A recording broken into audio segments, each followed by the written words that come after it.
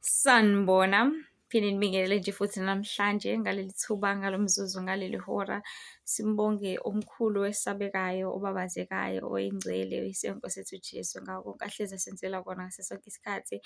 Simbonga ngokuthi sivuka sisabona, simbonga ukuthi sivuka sisezwa, simbonga ukuthi sivuka sahamba, saphila, saphefumula, sisanako konke besinakho izolo.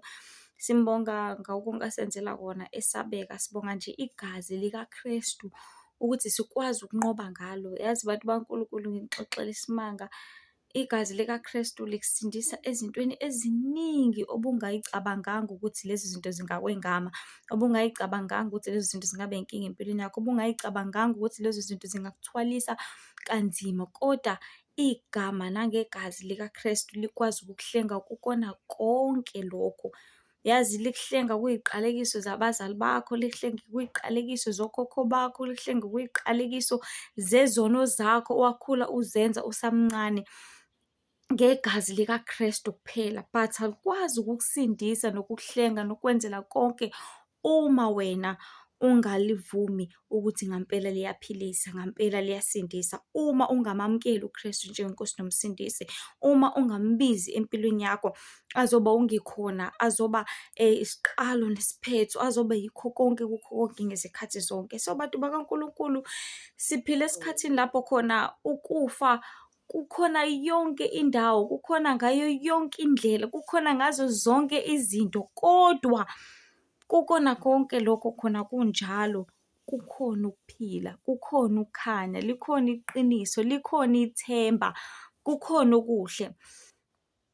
Ngoba ngisho kuthiwa khona luphi uhlobo lo-problem lapha emhlabeni, sikhona isisombululo sayo, isikhona isolution, ngoba uNkulunkulu ile nhlobo ngixolise nje ukubeka kanje kanjena, uNkulunkulu kodwa awukho u-X ongasolveki kuyena. Uthi uNkulunkulu uma uletha le problem athi okay le izodinga i-Pythagoras theorem, uthi ulethe le program athi okay le izodinga i-simultaneous equation, uthi ulethe le program athi okay le kuzokwenzeka kanje, le kuzokwenzeka. uNkulunkulu hlezi eyisolution ngaso sonke isikhathi, kukho konke, kubo bonke, kukho konke ngaso sonke isikhathi. Khumbula ukuthi waba isolution kanjani endaweni yaseNiniva, ngokuthi thumela uJona abatshela ukuthi lalani la ngizolibhubhisa iNiniva. Kodwa hamba Jona uyobatshela, waba isolution kubona. Ngale nkathi hamba uJona uyobatshela ukuthi hayibo nizofa, hayibo nizofa, hayibo nizofa, bakwazi ukuthi bakuthathe lokho bese beyaphenduka, bazile ukudla, bayijuba, bathi Nkosi sihawukele.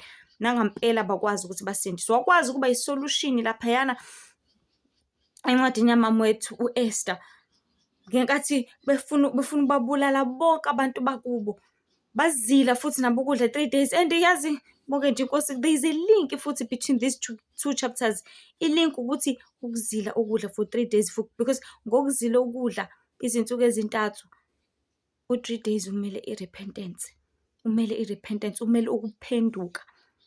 Ngoba bantu baNkulunkulu sonile kakhulu lapha emhlabeni, ngoba senzanga kahle, sibhedile, sihambe kwizono zabazali bethu, kwizono zokhokho bethu. Uhambe ngendlela okhule ngayo, uhambe ngendlela ozwe ngayo, ngendlela ulalele ngayo, uhambe ngezindlela ezi-wrong kakhulu. Ngaleyo ndlela lesi sono lesi besimbusa bekade sithwele, nawe uthola the very same sono. Yonke into embi bekade yenzeka noma bekade yenza, nawe uqhubeka uyenze kanjalo. So kona konke ngaso sonke isikhathi bantu baNkulunkulu, kubalulekile ukuthi sazi ukuthi igama negazi likaKrestu liyasindisa, liyaphilisa, liyahlaba, lehlukanise umuntu nesono. That is why incwadi ejwayeleke kakhulu, John 3:16, ukuthi ngokuba walithanda izwe kangaka waze wanikela ngendodana yakhe, ukuba yilowo naloyo okholwa yiyo angabhubhi, kepha abe nokuphila okuphakade. Why? Ngoba ukubhubha kukhona, ngoba ukubhubha sizalelwa kukona. It's like uzala ubhujisiwe vele, usuke uphila enyameni. Kepha uma wakholwa uJesu Kristu uyazalwa emoyeni, but udinga ukuthi ubhubhise inyama ngokuthi umamukele uKristu njengeNkosi noMsindisi, uhambe uyobhabhadisa, ungene emanzini emfuleni ahambayo. Uthi uma usumumamukelile uKristu njengeNkosi noMsindisi bese uyahamba naye ebukhoneni bakhe. Ngaleyo ndlela yena uzobe andisa, ekhulisa umphefumulo wakho. 'Cause abantu abaningi bake bayitshela ukuthi ukukholwa ukuthi uhambe uyo-attend-a enkonzweni, ukuthi uhambe u-attend-e ama-meeting, ukuthi na uvathe ugqoke utashe wenze zonke lezi zinto, cha. Futhi ukukholwa kubalulekile ngoba even amadimoni ayakholwa aze athuthumele, aze asabe. Into ebalulekile ukwazana noKrestu, ngiyaphinda, into ebalulekile ukwazana noKrestu njengeNkosi noMsindisi. Ngoba mawusakholwa, ukukholwa kwakho kuzovivinywa. Ukukholwa kwakho kuzovivinywa ukuthi uyakholwa ngampela, okay. Awuthi sikushaye emalini, uyakholwa ukuthi uzo-survive, awuthi ngimenza alahlekelwe imali yokugibela, usubone ukuthi uzogibela ngani. Uze u-complain, ukhalaze uthi hayi shuthi ayikho lento engiyikholwayo. Ngikho and sithi asifika kuqala, uyikholwa ukwazi ukulahlekelwa imali, uphi kanti lo Nkulunkulu omkhulekayo? Yindaba engayisindisa ngemali yakho.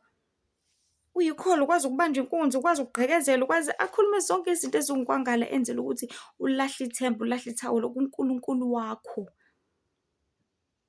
So kona konke uma usakholwa ila usasebuntwaneni usavivinya ngayo yonke indlela. But kumele ukuthi ukhule because uNkulunkulu akayithandi iy'ngane ey'funa ukuhlala ebunganeni njalo. Uthanda ingane efuna ukukhula, ikhule yazi kangcono, yenze kangcono, yenze kahle. So kona konke ngaso sonke isikhathi abantu bakaNkulunkulu, masikhuleni sazane neNkosi. Masikhuleni senzeni intando yayo enkulunkulu ngaso sonke isikhathi. So singakhohlwa ezinye iy'nkundla zokuxhumana zikhona u-YouTube, Lihle Ithemba Mzobe, Facebook Lihle Ithemba Mzobe, Instagram Lihle Ithemba with I.A Mzobe, naku-TikTok uLihle Ithemba. Okubalulekile kusemqoka kumele sikwazi ukuthi ukuhlangana kwethu abantu bakaNkulunkulu sihlangene ngezwi kaNkulunkulu. Sihlangene ngokuqondisana, sihlangene ngokuqinisana, sihlangene ngokukhumbuzana amaqiniso ukuthi ukuphi na, uhambaphi na, le ndlela oyihambayo izokufikisa kuphi. Ngoba khona indlela ebukeka iyinhle emehlweni omuntu, kepha inkinga isiphetho sayo singukufa. And uNkulunkulu uyazi ukuthi wena wazi ukuthi isiphetho sayo singukufa. That is why sifikele nansi incwadi ukuthi sifundise. Khona uzobona indlela oyihambayo lapha emhlabeni ukuthi isiphetho sayo siyini na. Ngoba ngeke uze usibone ukuthi isiphetho sayo siwukufa. Ubufebe ngeke uze ubone ukuthi isiphetho sayo siwukufa. Yazi kanjani? Ngoba nibhizi niyajola lapha, niyathandana, niyakhiphana, niphinde nibuyele endlini angithi nenze ucansi ngaphandle komshado. Ubona ubufebe lobo. Nenze ucansi ngaphandle komshado, niphinde nikhiphane futhi nihambe niyodla koBanarotis, nidla kobani bani. Kubuka kukuhle angithi. Indlela le, it's a journey because impilo it's a journey. So nibhizi nenza lezo zinto lezo, na next month uzofunda sikwenze futhi na next month nikwenze konke lokho, kepha eningakwaziyo nengaqondiyo ukuthi isiphetho sawo singukufa. Sekwasho njalo nje omunye ubhuti uMduduzi wathi ngelinye ilanga bekade behlangene nje nothandiwe wakhe engashadile, bekade beqeda nje ukwenza inkonzo esekamereni, wabese efike kanjalo uGrim Reaper okuyidimoni lokufa eli-collect ama-souls. Uthi lamthatha lamisa lesihogweni, uthi lapha baboshwe ngamaketanga bonke babambe ulayini, abesilisa benqunu benjalo. Uthi amadimoni bashaye bafake emlilweni. So abantu bakaNkulunkulu, indlela oyihambayo isiphetho sayo singukufa. Inkinga awuboni ukuthi isiphetho sayo singukufa uma usahamba kuyona, ngoba uzwa kumnandi. Usaphuma, usangena, usadla, usasebenza azathi umuntu hawu ngik-enjoy kabi ngoba ngiyasebenza ngikwazi ukuyithengela nanoma yini engiyithandayo. Maye kuwe wezumekile. So kunendlela ebukeka inhle emehlweni omuntu, kepha isiphetho sayo singukufa. Kunendlela ebukeka inhle emehlweni omuntu, kepha isiphetho sayo singukufa. That is why sihlangana abantu bakaNkulunkulu lezi khathi zokugcina, ukukhumbuzana amaqiniso ukuthi likhona iqiniso esiphetho sayo singukuphila. Okuyiqiniso likaKrestu Jesu. Isho njalo incwadi kaJohn 14 ukuthi mina ngiyindlela neqiniso nokuphila. Akekho oza kuBaba ngaphandle kwami. Ngiyaphinda, akekho oza kuBaba ngaphandle kwami. So uKrestu uyindlela, uyiqiniso, ungukuphila. Sekulele kithi ukuthi siyamthatha yini abuse ezimpilweni zethu, khona ezokwazi ukuthi abe indlela neqiniso nokuphila.